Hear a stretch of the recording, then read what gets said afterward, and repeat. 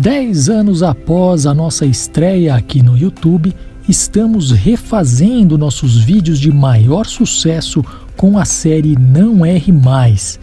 E no vídeo de hoje vamos falar sobre o tempo presente em inglês. Fique com a gente! Olá e seja bem-vindo, seja bem-vinda ao Inglês Nota 10. Um idioma é formado basicamente por palavras, regras e sons, e nenhuma dessas coisas é dispensável.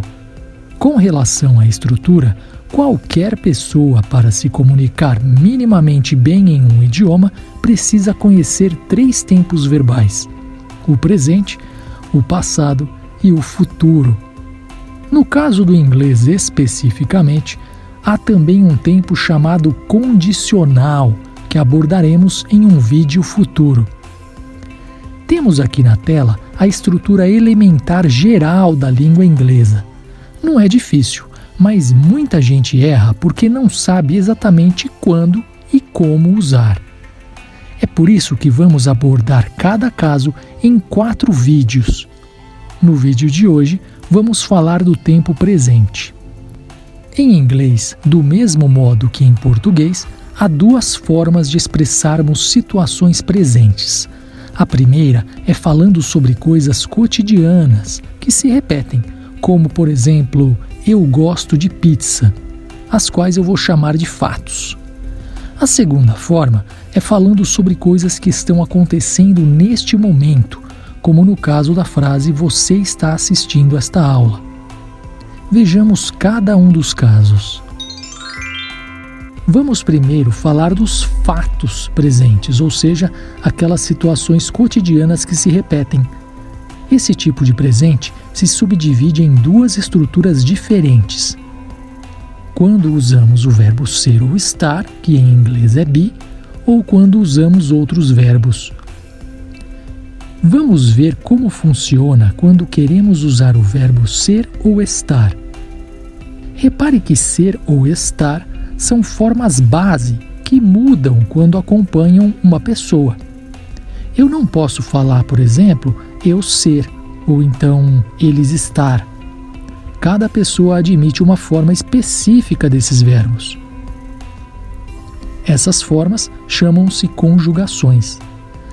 Assim, da mesma maneira que em português a conjugação do verbo ser é eu sou, tu és, ele é, etc., a do verbo estar é eu estou, tu estás, ele está, etc., em inglês também há essa alteração, que se dá do jeito que vemos aí na tela. Assim, I am significa eu sou, ou então eu estou, you are significa você é, você está, he is significa ele é ou ele está, she is, ela é, ela está, it is, ele é ou ele está, ela é ou ela está, mas só para coisas ou animais. We are seria nós somos ou nós estamos. Este outro you are seria vocês são ou vocês estão, é a forma plural. E por fim, o they are seria eles são, eles estão, ou então elas são, elas estão, já que they significa tanto eles quanto elas.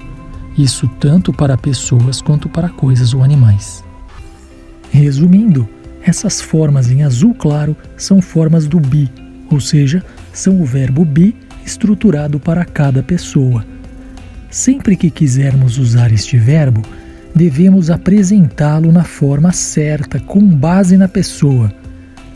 Então, se eu quiser dizer, por exemplo, eu sou um professor, ficaria I am a teacher. Para transformarmos em pergunta, devemos inverter a ordem da forma do be com a pessoa, colocando o verbo antes da pessoa, como vemos aí na tela. Então, se eu perguntar is he, na verdade eu estou perguntando ele é, ou então ele está, e assim por diante. Agora veja as formas negativas como é fácil. Repetimos a forma afirmativa que vimos no início e depois acrescentamos o not. Professor, eu posso dizer isn't ao invés de is not ou aren't ao invés de are not? Claro que pode. Faça do modo como achar mais fácil. Certo, mas e se não quisermos usar o verbo ser e nem o verbo estar? Suponhamos que queremos usar o verbo trabalhar, que em inglês é work. Como fica?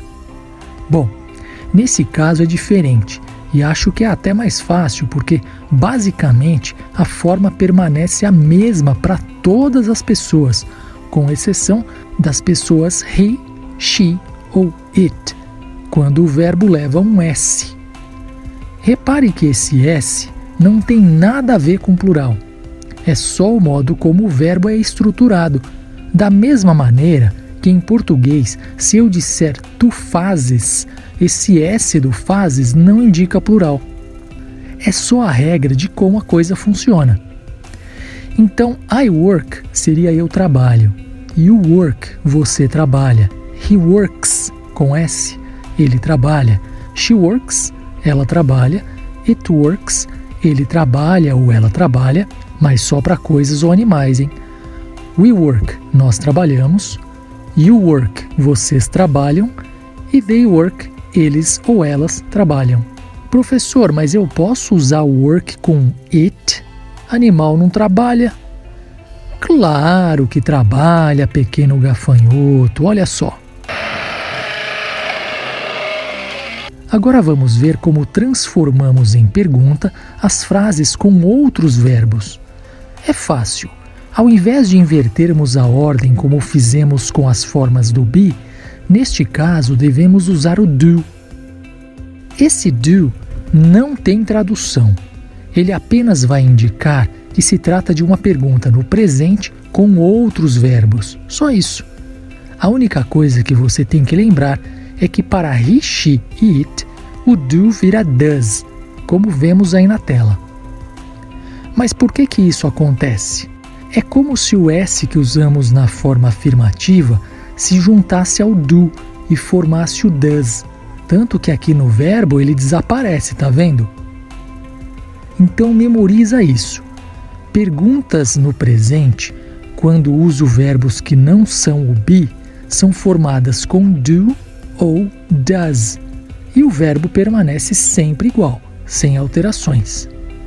Agora vamos para a negativa. É parecido com a forma que vimos agora há pouco, mas como não é uma pergunta, a gente não pode deixar o do ou o does antes da pessoa. Devemos colocar depois da pessoa, seguido de not.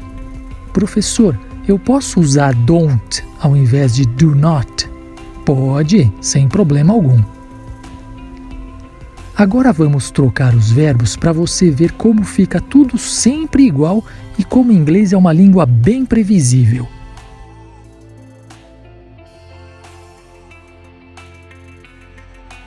Certo, vimos como usar o tempo presente para falarmos de fatos ou situações cotidianas que se repetem. Agora, vamos ver como usamos o presente para falar de coisas que estão acontecendo neste momento. Veja como é fácil. Olha só, quando temos uma coisa acontecendo agora em português, como que a gente monta a estrutura? Pensa comigo. Vamos pegar, por exemplo, a frase eu estou estudando.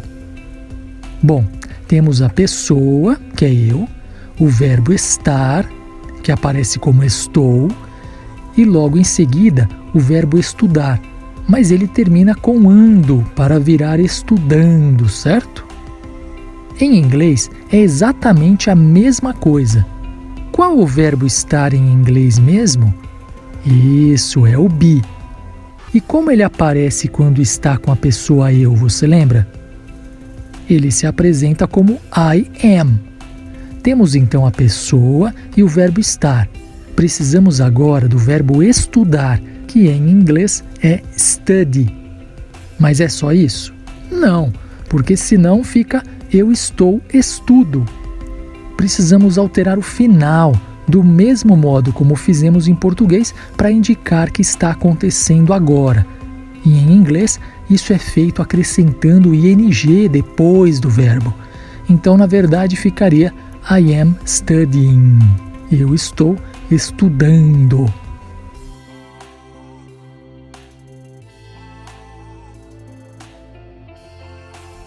Agora veja como é fácil passar para a forma de pergunta.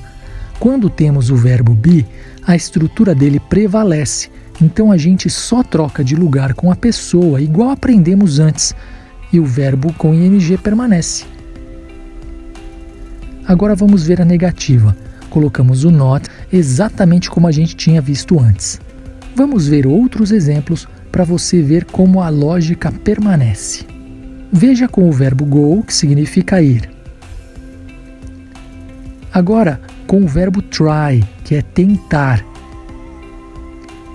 E por fim, o verbo sleep, que em inglês é dormir. Agora vamos fazer um exercício. Eu coloquei aí na tela algumas orações para você passar para o inglês, usando tudo que a gente viu hoje. Você topa esse desafio? Em alguns segundos eu vou te dar a resposta. Se preferir, pause o vídeo e resolva com calma e em seguida retome a aula.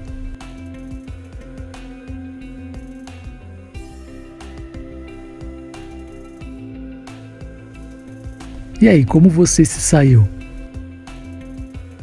É isso aí. Espero que você tenha curtido essa aula e lembre-se de deixar suas dúvidas aqui nos comentários, hein?